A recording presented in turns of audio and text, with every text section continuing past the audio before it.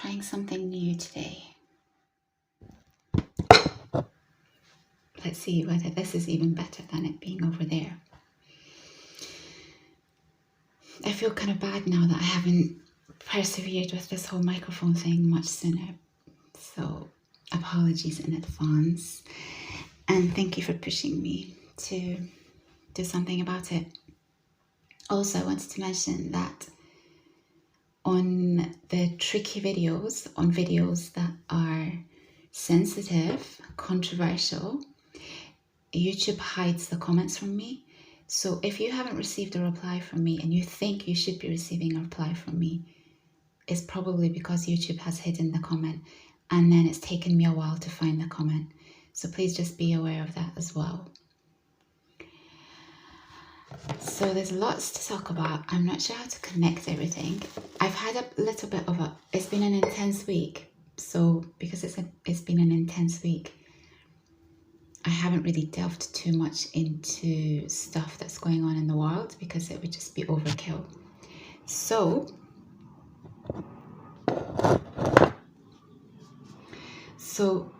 this might be a little bit of a frivolous video. I don't know. Let's see where the wind takes us.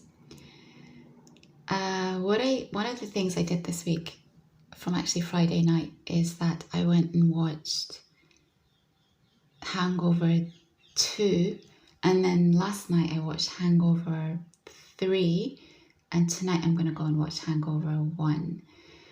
It's one of my favorite comedy series. Number 2 wasn't so great, I don't think, but 1 and 3 are amazing. And it made me think about the 4 guys. I think there's Phil, who is the pretty one, and the cold one, the heartless one. There's Doug, who's the one who never seems to remain in the series. He's always been kidnapped.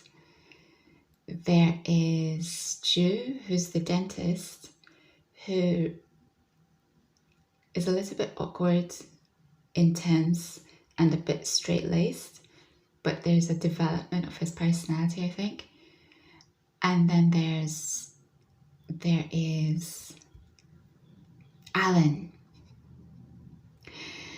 This morning I was checking what Alan's condition is, because I'm sure he must have some kind of condition. They were saying it's ADHD. I do not think it's just ADHD. He clearly has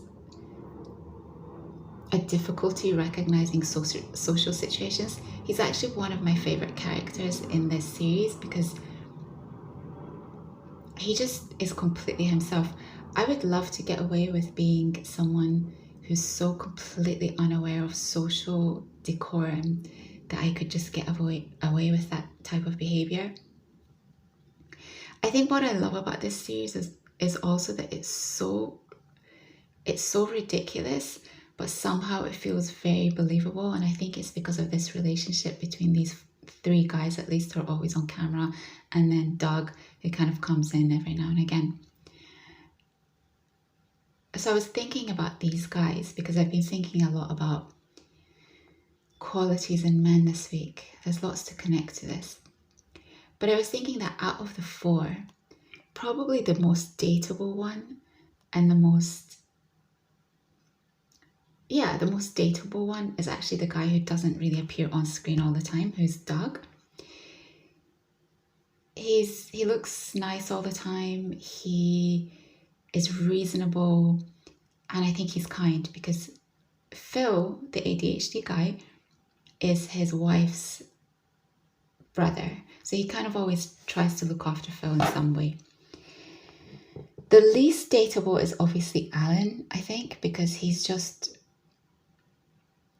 I think he gaslights a lot, you guys. I really do. Like, I don't know how they don't get absolutely exhausted with him. So in that sense, I quite admire the male kindness, I guess, because they sort of just put up with him and eventually they grow to like him, I guess. And then Stu, he's actually one of my favorite characters because I think he's just so intense. He's got this intensity about him. You just want to tell him to relax, and something always seems to go wrong. Like in the first series, he lost his teeth, which is obviously devastating for him because he's a dentist, And in the second one, was it the second one or the third one that he got a tattoo? I think it was the second one, right? He's there in Bangkok and he gets a face tattoo. Number 3, which is the one I watched last night, what happened to him in number 3? Actually, in number 3, he looked normal. Everything's fine. But in number 3, he has to challenge himself and push himself out of his comfort zone. So I like him because he's very, very intense, but he's also a stickler for rules, and he's just how would you describe him? He's the steady Eddie who bad things seem to just happen to a lot. And believe it or not, Phil, the pretty boy, is the one who to me is completely undateable because he's just really cold-hearted. There are moments when you think he does have a heart, and that's when he's always trying to find Doug, I think. And I think to a certain extent, he's more easygoing on Phil than Stu is. So in that sense, you do see his kindness, but he is very much self-motivated. And I think out of them all, the kindest one is probably Doug, who doesn't appear so much on screen because he cares about this Phil guy who's his wife's brother, and he seems to be like the team leader in a sense. So I was watching this and I was thinking a lot about how men just have so much fun in groups, and they just somehow tend to get along, and they just say things to each other that women just wouldn't be able to say. I do think that Phil, the oddball, is the kindest one though in the whole thing, actually, because he always tends to get on with animals, children, and he accepts Chow. Toodaloo mata. He accepts Mr. Chow in all his wondrous qualities, and in that sense he sort of gravitates towards other odd characters. So yeah, he's great, he's funny. The reason I wanted to go back and watch this is just because it's a great comedy, but also this week I'd been watching a lot of Love Island clips. I don't watch the whole thing because obviously it's a time waste, but when they upload the British ones anyway, the clips of the British ones, I do go and watch those daily. And I wanted to tell you who I think is the most, in this series of Love Island UK, the most emotionally intelligent and kind, I think, and just very easy to look at. You might be surprised, is a guy called Harrison. I think Harrison is mixed race. He's British, he's a footballer, and he studies at a university in America, and he, I think, plays for their football team. And the reason I was thinking about him and emotional intelligence is because today, very quickly, I haven't watched John Griffin for a very, very long time. I just found it a bit, I just don't think it's beneficial to someone like me, but I think it's really beneficial to men who perhaps have been damaged in the past, or have been hurt by not great people. But I do check every now and again. I check his titles just to see if it's something that I might be interested in. And the video that I got today was, what do women say they really want from men? And I think apparently there was a study in the UK and women listed 10 qualities. And one of them, I think the top 2 were emotional intelligence and kindness. And everyone in the comments are like, that's absolute nonsense. They just care about state. What's the top comment? I'll tell you exactly what this guy says. He says one guy says, they want drama, we do not. Another guy says, my mother summed it up, women only want one thing, everything. Someone else said,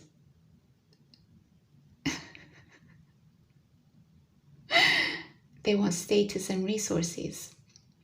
And I just think this is wrong. Maybe it applies to a select group of women, but I don't think that you can tar every single woman with the same brush. So, this is a really good comment.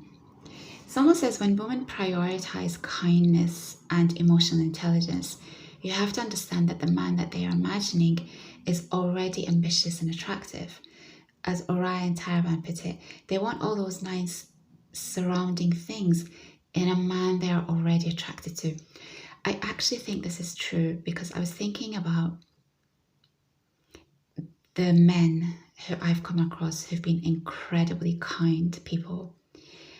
And what I can tell you, and emotionally intelligent, and what I can tell you is that it's true. There was originally an overall attraction to these people, and it's very difficult for me to talk about this subject without talking about my personal life.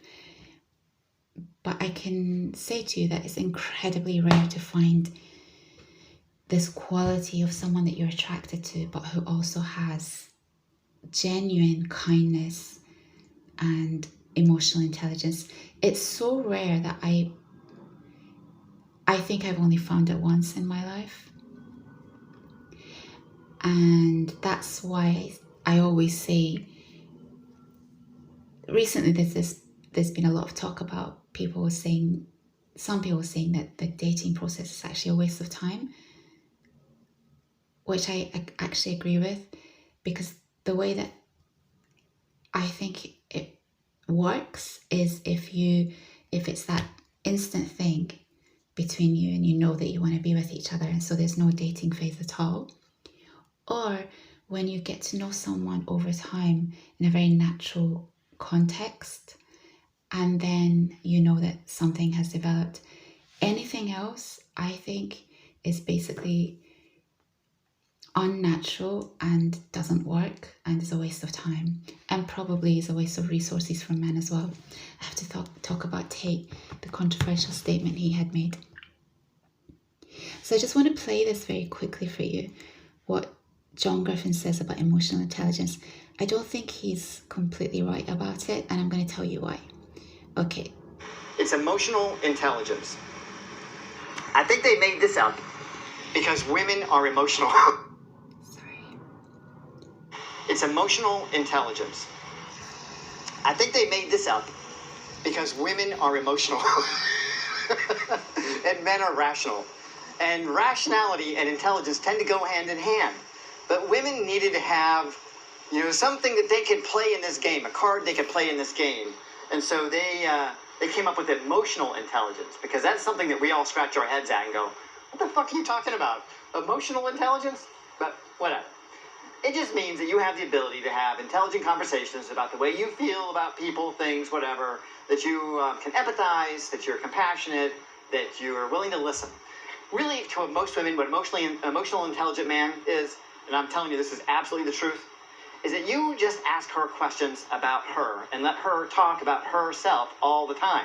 If you do that, like on the first couple of dates, you will be considered emotionally intelligent, and it will open the door to you getting a lady. I swear to God, that is the truth. If you just be that guy that asks questions, act like you're trying to learn enough about her that you can sell her a car. You want to find out everything you can about her. You want to find out where she goes, what she does, what's her lifestyle like, who are her friends. See, this is all wrong. It's completely wrong. The first part, he's right. It's about understanding situations, people, being able to communicate well, understanding people fundamentally. But one of the difficulties I find with the manosphere is that there's almost this am I too bright, you guys? Because I locked the exposure. It's a dark day, so I've locked the exposure. Okay, I've just taken it off. One of the difficult things about the manosphere for me is that the things that they teach you is this unnatural way to try and get something in the end from a woman. And if a woman is very, very emotionally intelligent herself, or is able to read people well, that type of learned behavior is very easy to pick up on.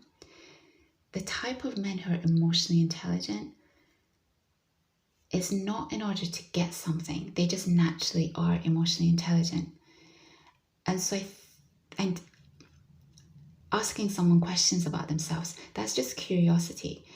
It's not actually emotional intelligence. Emotional intelligence is being able to read the air, I think, understanding people's needs and motivations, having empathy, being able to communicate your needs and understand other people's needs, knowing what to say at the right moments, and just in general being aware of different types of personalities and how to deal with different types of people.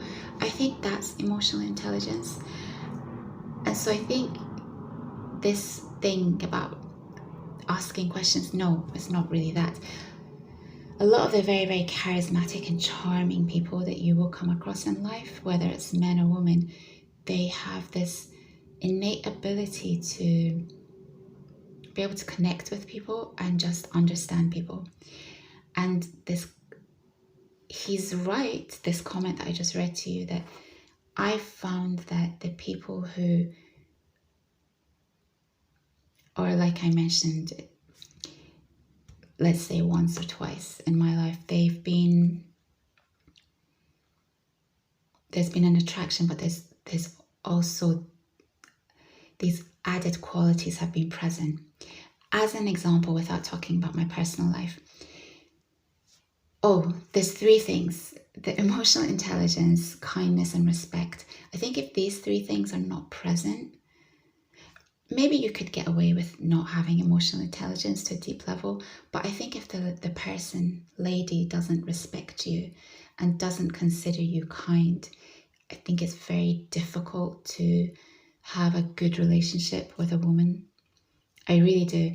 And I'm just thinking right now about, because I always use my acquaintance, the psychopath who I'm not in touch with anymore, and I talk about him in a fond way, because there were moments where he really came through for me. My challenge with him, and he knows this, and I discussed it at length with him, so it's nothing, I'm not talking behind his back in any way by mentioning this, is that he would just lie so effortlessly. And whenever I would point out the lies, he never felt any shame about lying. He was a porcupiner, my friends, and I found that incredibly difficult. Lying is, for me, the least attractive quality in a human being. I'll allow it once, but if it happens a second time and further, you now have been categorized into a box for me. You're not someone that I could seriously be involved with, whether it's in a relationship or whether it's just in a strong, solid relationship. I wouldn't ever really be able to trust you. So this was his unfortunate downside, but I respected this. No, I didn't respect him. That's the point. I respected his grit and resilience and his gravitas. He'd worked his way up in the city, and he'd worked, in his own words, he'd worked like a dog to get to the position that he was in, and he'd become very, very successful. But I didn't respect him as a man, in the sense that I respected how he was always, when we were hanging out, he would always kind of look after me, but I didn't respect him as a man in terms of the way he conducted himself by lying, and also the way it affected the people around him. So I didn't respect him. Was he kind, and was he emotionally intelligent? These are the 2 things that I find very tricky about him. He was quite cold, like what's his name? Phil in Hangover. But there were moments when his emotional intelligence would come out, and you'd just think, where did that come from? It was so bizarre. So I think he himself recognized that he had this personality which was getting in the way of him being able to be this other person with these really great qualities. But there were moments when he had incredible emotional intelligence, and also when he showed and displayed kindness. And I can think of 2 moments, or 3, lots, there were quite a few, but he was very kind in the sense that whenever we went out, he always took care of everything. And it was a very natural thing where I never even felt like I had to mention. I know this is a tricky conversation for some men, especially nowadays, because it's seen as really unfair for men to take care of a girl in terms of paying for stuff, and it seems really unfair to them, and I get that, and I can talk about that a little bit later on if I have time. But he would always take care of everything, and it was very natural, and I respected that, because it was just he just got a joy out of doing that. So he was very caring in that sense, and it was nice. And then I actually once asked him, I said to him, because we were just friends or acquaintances, so he didn't really need to do that. He just always did. So I asked him once, I said, does it not bother you taking care of everything when we hung out? And he said, not at all. And it was so nice. He wasn't aware of it. And I think women can really tell the difference between men who are very focused on that. It's really an important quality to them. And men who just, it's nothing. Now, not everyone can be in his position, and I understand that. So I'll talk about that a little bit later on. But that was one way that he showed kindness. Another way was one time I needed to get I needed someone to act as a referee on my behalf. And because he was incredibly successful and he'd done very well for himself, and he was just a very well-spoken and great writer, fantastic writer, I knew that he would really represent me well if anyone was to contact him. But I was nervous about asking him because he wasn't the type of person that would go out of his way to do things for you. He just wasn't that type of person. You couldn't go to him and ask him for help, for example. But I sort of needed him. So I asked, and you wouldn't believe his response. His response was really surprising. He said, of course, absolutely. And he said, we have to take care of our little lambs. And that was like a really shocking moment to me, because it showed a lot of empathy and, again, emotional intelligence. I'd never thought that he saw me in that way. So I remember this very, very clearly. I remember this moment very clearly, and I was very grateful for it. And the third moment that I will never, ever forget, and that's why even though we're not in communication anymore, and that's why even though this one quality of his about lying and being somewhat cold-hearted was always an issue in our interaction, this moment sort of redeems him, and I'll never forget it. I can't talk about it in detail, but there was one day that I will never forget for the rest of my life, and I needed to speak to someone. I tried to call my friend who I have mentioned before. We're not in touch. I'd bumped into him a few years back in Central, and I'd said to him, we just can't be friends anymore. And I think it's because he hadn't been there for me during some really crucial moments. And I just thought, what kind of friendship is this if I can't even rely on you? So he was the one I actually called first, and he didn't pick up. Out of desperation, I called Mr. Psychopath. He picked up, he listened to me, he talked to me. And so he was the first person that I spoke to in that moment of severity. And I'll never forget it. I'll never forget that he picked up the call and that he just kind of listened and sort of, he didn't really talk me through it, but he listened. And I calmed down I came off the call, and then I called the guy, the friend, the one who was an actual friend, and he spoke to me and he talked to me through what was happening. And so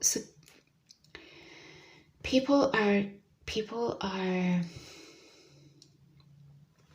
complex, and people have so many different facets to them, and you might be one of these really amazing people who can get the best out of everyone. I don't think I'm that kind of person, but if you are that person, I think you have the ability to have amazing relationships with everyone. So there was no respect for him in certain aspects, but there was some respect for him in other aspects. And I was able to see kindness sometimes, but not all the time. So, and the emotional intelligence aspect, it kind of sort of propped up. And then in other situations, you would just look at this guy and just think, you're just so cold, you've just got no empathy. So that's an example of a person who I wouldn't be able to get into any kind of relationship with because these key qualities aren't there. And then I'll give you another example of someone who I've briefly talked about. He was an American friend of mine in Japan, and he was someone that I worked with on occasion. Everyone loved this guy. Everyone loved him. He was so charming, so charismatic, and very eloquent. He was just able to get the best out of everyone, but he was completely himself. He didn't change himself to suit situations. He was just himself. He was everything. When he was in a group, the vibe sort of revolved around him. An amazing guy, and I can tell you that he's probably one of my favorite people in the world. We occasionally speak, not often. He's got his own life, and I try not to disturb people who have their own lives. Every now and again, we'll just message back and forth. He's in Japan still. And there was one day that we had gone out in a group. It was like a drinking party type thing, and I don't drink. And with these type of drinking parties, the bill always gets split because there's just so many people, not one person pays. Unless it's been organized by one person who's taking you out specially. So the bill was about to get split, and I hadn't drunk any alcohol at all. And he piped up and he said, girl 150 will have to pay less than everyone else because she hasn't had anything to drink. And it's moments like that that's emotional intelligence, that's kindness, it's empathy. And I really respect qualities like that, being able to stand up for someone in a huge group of people. That's one of the moments that I recall. There are others, but I just won't mention them. But he's a wonderful, wonderful person. And then there's another example, the best example of all, but I won't talk about that.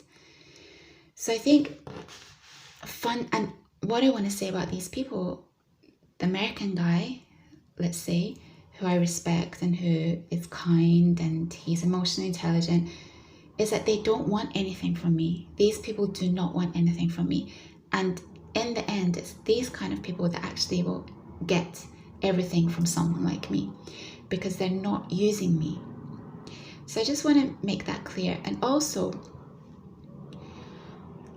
in the same way that I wouldn't be able to be with someone who isn't emotionally intelligent, someone who isn't emotionally intelligent wouldn't be able to be with someone like me because they would consider someone like me maybe too deep, or maybe too thoughtful, or maybe too much of a thinker, and it just doesn't work for them because they need someone a little bit cold, a little bit cool, a little bit. So ultimately you can't change who you are. You can just become a better version of who you are, and then the right people will just sort of gravitate towards you. And I think this is something, again, that's always missed in the manosphere. They try and teach you to change who you are fundamentally. It just doesn't work. It really doesn't. You'll waste time. You'll waste time with people that you're not really suited to, and then it just implodes. So don't even bother, I would say. There's something else, the paying thing, Tate. And there's also this girl on Love Island. There's a girl on Love Island at the moment, 30 minutes, okay. There's a girl on Love Island who's half Persian, half English. I haven't really taken to her just yet. She's very straightforward and direct, but she doesn't have I wouldn't call her a naturally charming type of Persian, I guess. So her interaction with guys is a little bit, I don't know how, I don't want to mischaracterize her. I haven't completely taken to her just yet. She's also got this very unique, every time I see her, I'm just like, posture, girl, 150, posture. She's got this incredible posture. She almost looks like AI. And I'd noticed that there was something a little bit unusual about her movements. Her hair is very, very straight and it's perfectly groomed. And so when she moves, her body doesn't really fully move. And because she's got this really straight posture, there's something, someone had commented, oh, there's AI Yasmin, her name's Yasmin. And I was like, that's it. She kind of reminds me of AI. And I was thinking, this is where my head takes me. I was thinking, imagine dancing to drum and bass in an AI way. You know, like there's loosey-goosey drum and bass dancing, and then what would AI drum and bass dance? She's unusual. I can't quite work her out. So I've been watching it also because of her. There have been in the past, there has been one other Persian girl on Love Island. I didn't really take to her either. I don't connect with them. They're not like me at all. And I suppose when you know someone's Persian, you just want to kind of be, I think the automatic thinking is, oh, we'll have something, there'll be a characteristic that's similar. But actually I haven't found any similarity between myself and these two girls at all. What I do like about her is that she's very straightforward and honest, and I respect this quality. So let's see what happens with her. So that's her. And then there was the paying thing and Tate. The paying thing and Tate are sort of connected with each other. Men paying for women, and what Tate had said, which is something that I haven't completely clarified in my mind. But he said in that interview that he did with this Rob guy, and I mentioned it in one of my previous videos, and that girl who sells her body, is that Tate's thinking is that basically all women sell themselves in some way or another. I think the exception to this, if we can agree with him, I think the exception to this is obviously when a woman has the child of a man or the children of a man. And in that sense, then her body is going under extreme conditions to be able to provide children for this man. And it's such a burden on a woman that I think being looked after by a man, if that's what they choose to do, is completely acceptable and reasonable and benefits the children, because the children get a lot from having two parents who are present. On the other hand, if we look at just the whole dating process, where these days it's said that women expect so much from men, then in a sense you could argue it's a situation where women are sort of selling themselves to be taken out on dinners or to request things like, I don't know, bags and trips and this and that and the other. And nowadays women can look after themselves. So we could question why women expect these things from a man when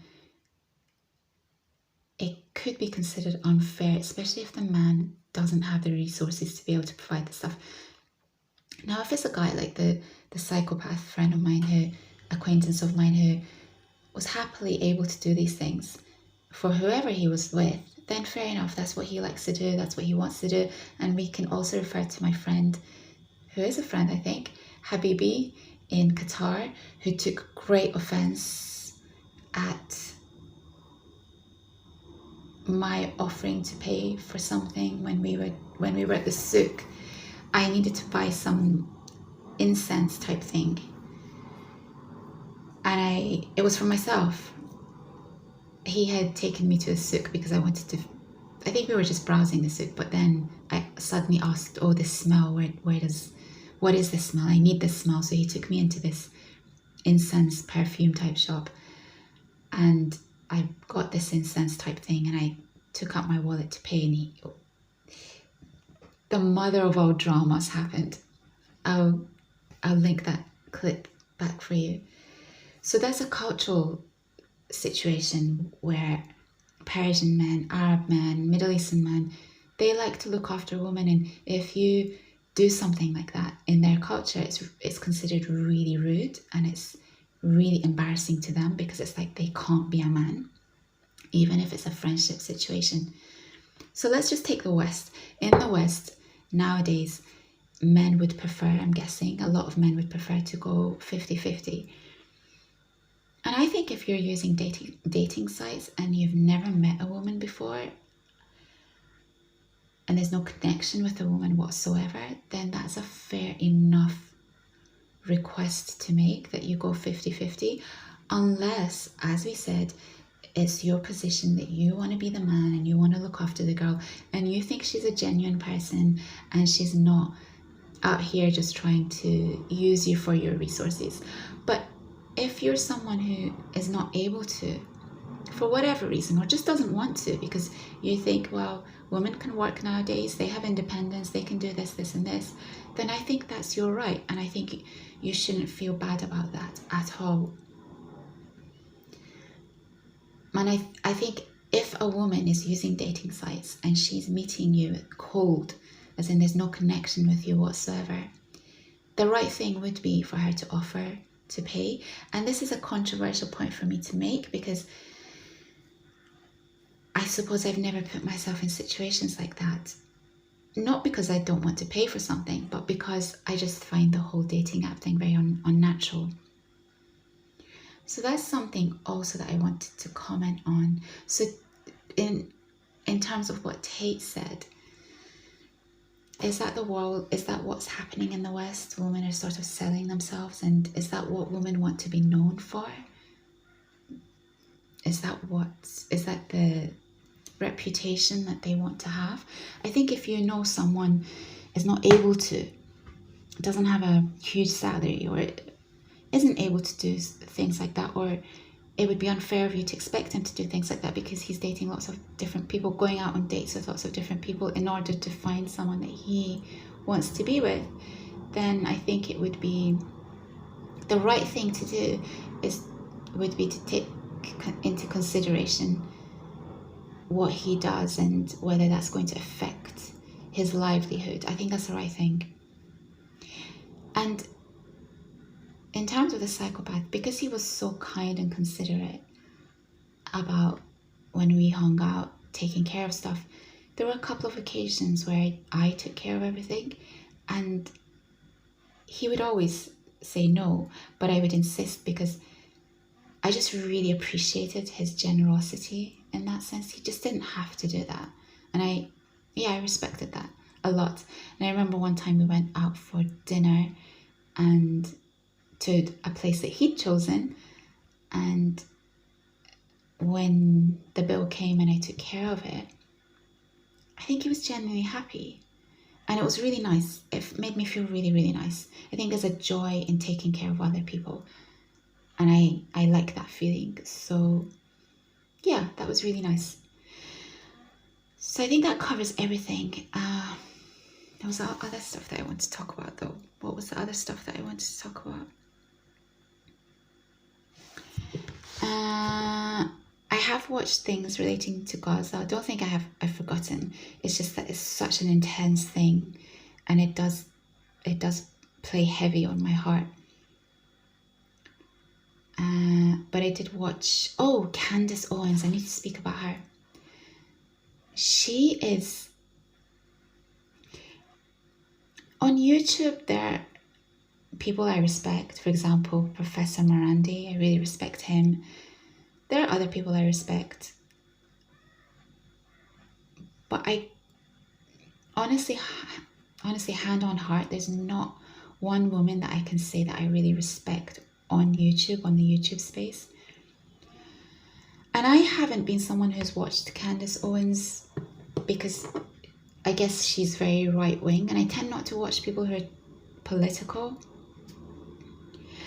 But ever since this whole thing with Gaza has been happening, and ever since she has perhaps recognized Trump for who or what he is, I think she's a fair person.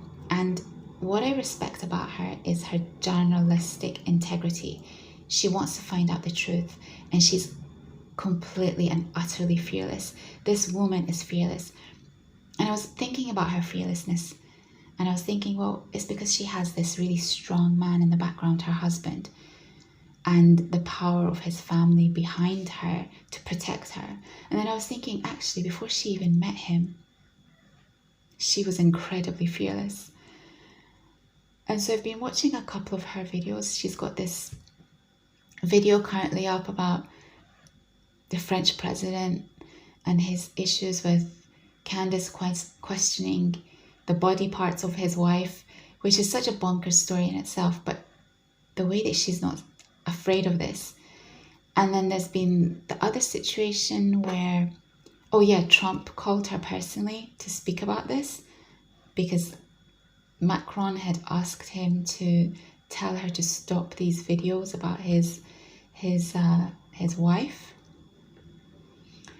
So she's amazing, and her stance on Palestine and Gaza and the genocide, I think this has all allowed me to take to her and respect her in a way that maybe before I just thought she was a very opinionated and strong person, whereas now I just think she has a lot of integrity in her beliefs. So she's been very, very interesting to watch. There was one video I watched where she was saying that there are a lot of people being paid on TikTok and other platforms to lump her and Tucker Carlson together as people who are a threat to the occupying state. And this is obviously very suspicious how random people are suddenly just talking about this. And so we know that these are paid commentators, and I found that video really interesting. The other thing that I've always been fascinated by in terms of America, because we know that America is a lot more religious than the UK, say. Like, people really depend on their churches and their pastors, which has always fascinated me, because I guess without it being a criticism, I've always been fascinated that people don't think about things on their own, but they rely on someone else on how to run their life. That's been something that I've always been fascinated by. And then when she was showing these videos about these pastors talking about politics, I'm just like, is that not a red flag for people in America? How are politics and religion, what kind of connection do they have in a religious setting? And surely that must be the biggest red flag for anyone who's going to these type of places.